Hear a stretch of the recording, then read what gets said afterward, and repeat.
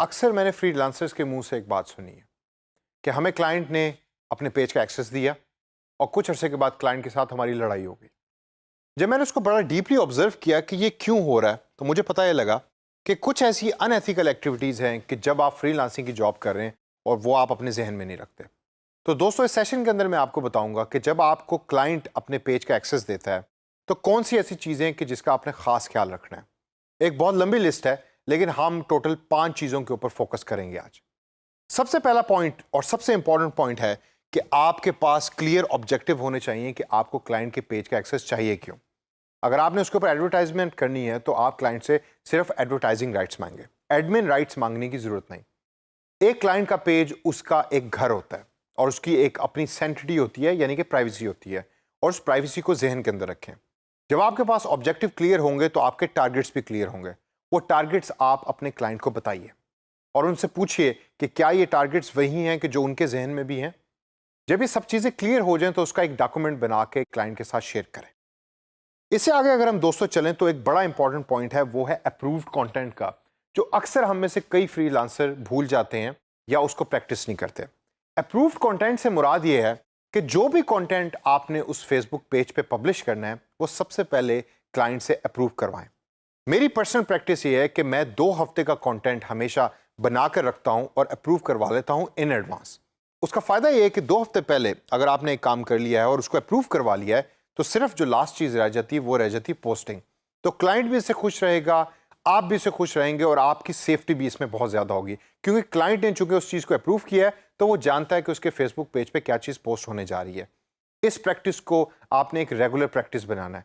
अगर आप इसको रेगुलरली नहीं करेंगे और अपनी मर्जी से चीज़ों को पोस्ट करेंगे तो क्लाइंट कभी भी इससे खुश नहीं होगा। तीसरा पॉइंट आता है कॉन्वर्जेशन स्टाइल्स का।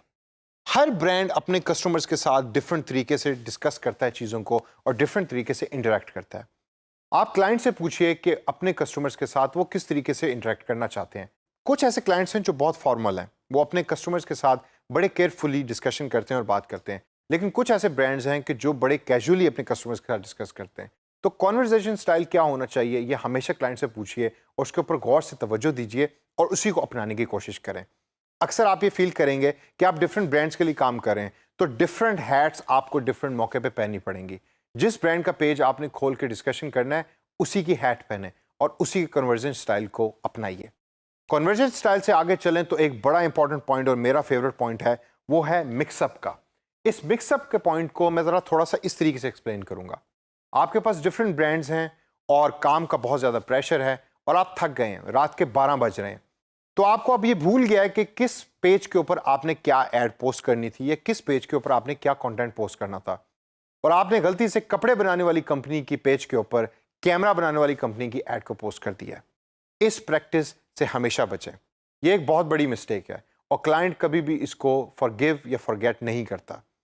डिफरेंट फोल्डर्स बनाएं, डिफरेंट फाइल्स बनाएं और उसके अंदर अपने कंटेंट को सेव करें और गौर से बिफोर पोस्टिंग एनीथिंग हमेशा जहन के अंदर रखें कि आप उसको रिव्यू करें कि क्या मैं सही चीज़ सही पेज पे पोस्ट कर रहा हूं।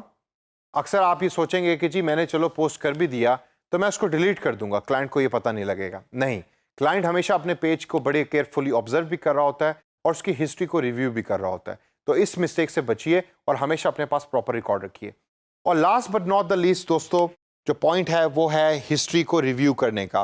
पर्सनली जब भी आप किसी क्लाइंट के पेज का एक्सेस लेते हैं तो हमेशा देखेंगे हिस्ट्री के अंदर पहले किस किस्म की एक्टिविटीज़ हो चुकी हैं। उससे आपको क्लाइंट के बारे में भी पता लगेगा और उनकी मार्केटिंग कैंपेन्स के बारे में भी पता लगेगा। अगर तो क्लाइंट के साथ डिस्कशन के बाद आपको ये फील होता है कि क्लाइंट उसी तरह की कैंपेन्स को आगे कैरी फॉरवर्ड करना चाहता है तो आप उसको करें, लेकिन प्रीवियस हिस्ट्री को रिव्यू करने के बाद आपको एक पूरी फीलिंग मिल जाएगी उस ब्रांड की, जो बहुत ज़्यादा ज़रूरी है एक अच्छा डिजिटल मार्केटर बनने के लिए।